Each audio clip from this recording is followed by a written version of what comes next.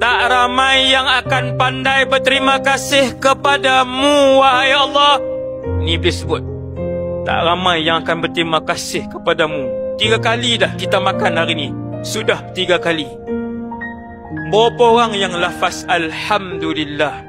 50 tahun dapat pakaian, Allah bagi pakaian.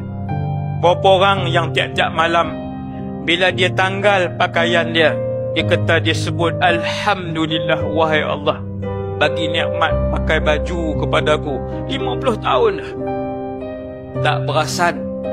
Tak perasan sebab nikmat itu tidak pernah ditarik.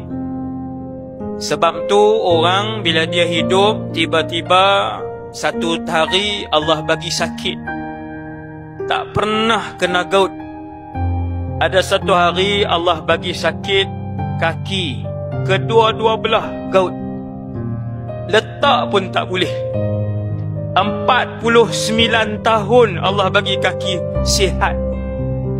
49 tahun kedua-dua kakinya sihat. Pergi kerja, balik kerja, pergi masjid, balik masjid, tak pernah sakit. Bila hari pertama kena gout, bila hari pertama kedua-dua kaki tak boleh nak diletakkan di atas tanah, waktu tu baru sedar Allah bagi 50 tahun kaki yang sihat. Masya Allah. Baru sedar. Sebab apa? Baru sedar sebab ketika itu Allah tarik. Baru sedar. Maka saya dan kita semua sama-samalah selalu mensyukuri Allah Subhanahu wa ta'ala.